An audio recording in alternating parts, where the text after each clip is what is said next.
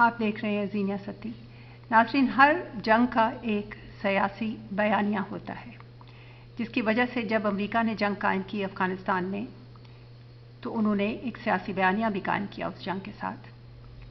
और जब जंग जीत गए अफ़गानिस्तान में 9/11 के बाद अमेरिका और बाकी इत्तेहादी मुल्क, नेटो कंट्रीज़, तो उन्होंने अफ़गानिस्तान को जब ऑक्यूपाई कर लिया तो पाकिस्तान के ज़राए अबलाग में उनका क्रिटिसिज्म शुरू हो गया, नुक्ताचीनी शुरू हो गई उनके ऊपर, क्योंकि बहुत से अमीर मुल्क एक गरीब मुल्क के ऑक्यूपाई कर रहे थे और वहाँ के लोगों के साथ जंग कर रहे थे। अब पाकिस्तान के ज़राए अबलाग को कंट्रोल करने के लिए, क्योंकि अमरीकी फ़ौजें यहाँ पे थीं, इत्तेहादी फ़ौजें यहाँ पे थीं इसी खत्ते में, तो उन्हें ज़राए अबलाग की ज़रूरत थी पाकिस्तान के अंदर, जो पाकिस्तान के बयानिए को तब्दील करें और अमेरिका के हक़ में करें, अमेरिका पे नुक्ताचीनी ना करें। तो आपने देखा कि किस तरह एन पैटरसन ने मुदाखलत की। शीरिन मज़ारी उस ज़माने में आर्टिकल्स लिखा करती थी, 10 साल से लिख रही थी न्यूज़ अखबार में, उनको बंद करवा दिया कि नहीं, इससे हमारे ट्रूप्स जो हैं उनको ख़तरा लाहक होता है। रॉबर्ट गेट्स, अमेरिका के डिफेंस सेक्रेटरी, ने कहा कि पाकिस्तान के ज़राए अबलाग में हम पे बहुत नुक्ताचीनी होती है, हमें इन्वेस्ट करने की ज़रूरत है। अमेरिका ने फिर कैरी लूगर बिल के ज़रिए पाकिस्तान में बहुत से जर्नलिस्ट के बीच में इन्वेस्ट किया, उन्हें उनके अंदर इन्वेस्टमेंट करने के बाद उनको ट्रेन किया कि वो किस तरह अमेरिका के पॉइंट ऑफ व्यू को लेके आगे चलें। ये हर मुल्क करता है। सियासी बयानिया के बगैर जंगें नहीं लड़ी जाती। सियासी बयानिया आप इसलिए कायम करते हैं कि जो जंग आप कर रहे हैं बैरून मुल्क दुश्मन के साथ, आपकी अपने अवाम भी आपके साथ हों उस जंग में, और यूनाइटेड नेशंस में, अक़वाम मुत्तहिदा में आपके बयानिए को फ़ौक़ियत दी जाए, आपका बयानिया ज़्यादा कन्विंसिंग हो आपके दुश्मन के मुकाबले में, ताकि आपको बैनुल अक़वामी कलेक्टिव सिक्योरिटी रजीम में भी मदद मिले, सपोर्ट मिले।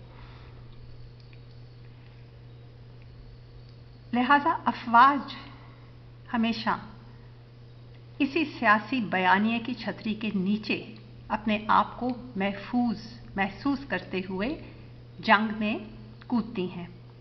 एक चीज़ जो मुझे समझ नहीं आ रही वो ये कि हमने देखा कि अमेरिका ने किस तरह सियासी बयानिए के ज़राए अबलाग पाकिस्तान के बीच में इन्वेस्ट किया, लेकिन अब तो अमेरिका यहाँ से चला गया है, 2 साल हुए हैं वो यहाँ पे नहीं है।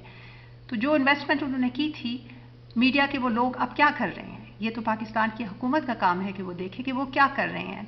क्या अभी भी वो अमेरिका की डिफेंस इंटेलिजेंस एजेंसी के पेरोल के ऊपर हैं? अभी भी पेंटागन से उनको कोई रकम मिलती है? अभी भी कोई इन्वेस्टमेंट हो रही है? और अगर अभी भी है तो वो किस लिए है? क्योंकि अब तो अमेरिकी ट्रूप्स नहीं हैं यहाँ पे, तो वो किसको प्रोटेक्शन दे रहे हैं या फिर किसके खिलाफ वो लोगों को बयानबाजी पर उकसा रहे हैं? ये पाकिस्तान की हुकूमत का काम है कि वो देखे। मैंने जिस चीज़ पे ये वीलॉग किया है, जो सब्जेक्ट, जो मौजू है, वो ये है कि मैं चाहती हूँ आप सोचें कि क्या वजह है कि उस ज़माने की 2008 की बात है, पाकिस्तान की हुकूमत ने स्टैंड लिया था और अपने ही ज़राए अबलाग के ऊपर दबाव डाला था कि वो अपने बयानिए को तब्दील करें, जिसकी वजह से शीरिन मज़ारी को इंस्टीट्यूट ऑफ स्ट्रेटेजिक स्टडीज़ से निकाल दिया गया था, जहां वो काम कर रही थी डायरेक्टर जनरल के तौर पे। हालांकि उस वक्त उसकी तलाक हुई थी, वो सिंगल पेरेंट थी, उसको घर का खर्चा चलाने के लिए नौकरी की ज़रूरत थी, मगर हसन हक्कानी साहब एक फूलों का गुलदस्ता लेके वहाँ गए और अमरीकी एम्बेसडर के कहने पे उनको वहाँ से भी फारग कर दिया और न्यूज़ अखबार ने उनका कॉलम लिखना बंद कर दिया। अगर एक हुकूमत, हमारी हुकूमत, वो स्टैंड लेती है उस वक़्त अफवाज के लिए जो कि अमेरिका की हैं, तो इस वक्त जो पाकिस्तान के अंदर एक सियासी बयानिया डिसइंफॉर्मेशन का कायम किया गया है पाकिस्तान के अफवाज के खिलाफ, उसमें वो स्टैंड क्यों नहीं ले पा रही? उसको ख़त्म क्यों नहीं कर रही? उसके बारे में पॉलिसी क्यों नहीं अपनाए हुए? मुझे कोई पॉलिसी नहीं नज़र आ रही। पाकिस्तान पीपल्स पार्टी की जो खदमात हैं पाकिस्तान के लिए, हम सब उसकी ज़मानत देते हैं। दहाइयों से वो खून यूं बहा रहे हैं जैसे फ़ौजी अपना खून बहाते हैं अपने मुल्क के लिए। उनके सियासी लीडरों को बैरून मुल्क की इंटेलिजेंस एजेंसियों ने कत्ल कर दिया और ट्रैप किया जुडिशल प्रोसीडिंग्स में, उनको रास्ते से हटाने के लिए। एक लीडर के बच्चों को मार दिया गया صرف اس وجہ سے کہ وہ ذہین تھے، بہت انٹیلیجنس تھے، بریلینٹ تھے. جب اپنے ملک کو وہ لیڈ کرتے تھے تو انتہائی ذہانت کے ساتھ لیڈ کرتے تھے. لہٰذا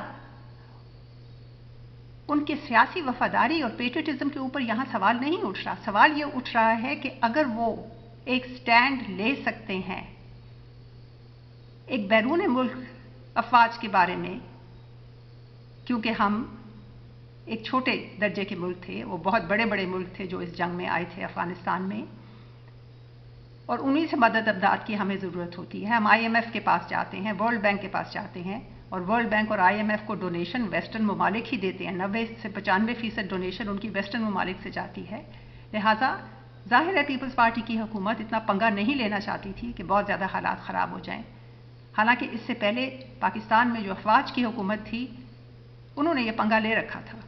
انہوں نے نہ نکالا کسی کو اس کی نوکری سے کیونکہ وہ لکھ رہی ہے یا لکھ رہا ہے اس قسم کے کالمز جس میں نکتہ چینی کی جا رہی ہے امریکہ کی یا اتحادی افواج کے اوپر، نہ ہی انہوں نے ڈرون سٹرائکس ہونے دی. بہرحال all said and done at the end of the day Pakistan کی حکومت اس وقت جب کہ پاکستان کے جرنیلوں کو پاکستان کے اندر ذرائع ابلاغ کے ذریعے اس طرح ہراس کیا جا رہا ہے کہ ان کی تصویریں چھاپی جا رہی ہیں، ان کے بچوں کی تصویریں چھاپی جا رہی ہیں، بتایا جا رہا ہے کہ وہ یہاں کھڑے ہیں وہاں کھڑے ہیں، اس جگہ میں وہ ویکیشن کر رہے ہیں تاکہ وہ ویکیشن نہ کر سکے، ان کا پیس آف مائنڈ ڈسٹروائے ہو جائے. ان کے بارے میں بری بری خبریں پھیلائی جا رہی ہیں.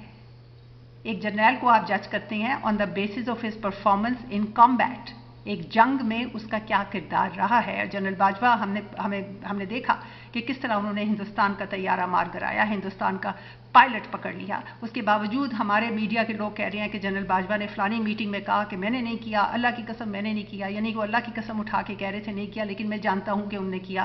یعنی اس قسم کی بکواس ہمیں سننے کو مل رہی ہے اپنے افواج کے بارے میں. اور جنگ کا زمانہ ہے، خطے میں کہاں ہیں ہم؟ دیکھیے ذرا اپنے دائیں اور اپنے بائیں، اور ہم اس وقت حالت جنگ میں ہیں. تو سوال میرا یہ ہے کہ حکومت اس وقت کیوں نہیں ایک ایسا سیاسی بیانیہ اپنائے ہوئے جس سے ہماری افواج کو تحفظ ملے.